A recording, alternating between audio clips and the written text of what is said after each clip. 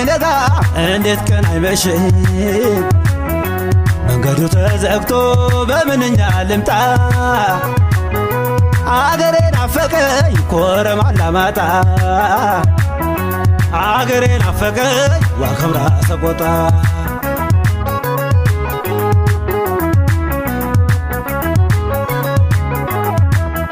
በመሆኒ በኩል ማጨውት ካላጀ በሐዘንና በእንባ ስንቱ ሰው አረጀ